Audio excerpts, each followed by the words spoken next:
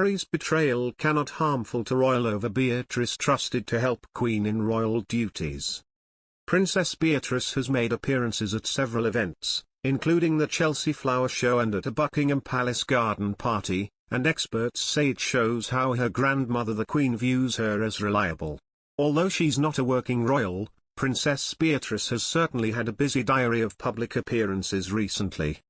This week alone she's been to the Chelsea Flower Show and joined her cousin Prince William, his wife Kate as well as her uncle and aunt Prince Edward and Sophie Wessex at a Buckingham Palace garden party. Her appearances have come after her grandmother the Queen has been forced to cut down and even pull out of some royal engagements due to her current mobility problems. And according to several royal experts, her growing public appearances are down to her role as a trusted member of the firm and her seeming growing confidence since becoming a mum 9 months ago to daughter Sienna.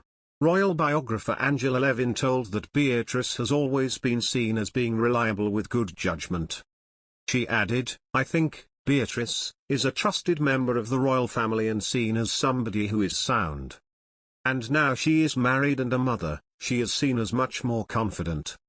Meanwhile, fellow royal author and editor-in-chief of Majesty magazine, Ingrid Seward, explained, "Princess Beatrice is a lovely person and I imagine she wants to help her grandmother as much as she can. She has a baby but has a top Norland nanny to take over when necessary. So I think she enjoys doing royal events with her husband and has the ability and wherewithal to do them."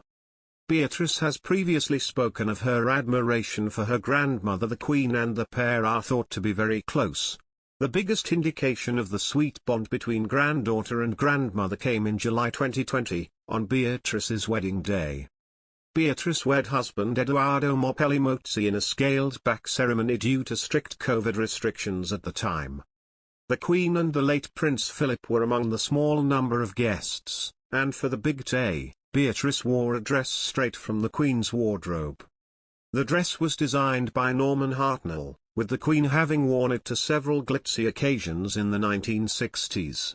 The royal family are bracing themselves for Meghan Markle and Prince Harry's upcoming docuseries, a royal expert claims. A few months after their exit from the British royal family, Meghan Markle and Prince Harry signed a multi-million-pound contract deal with Netflix.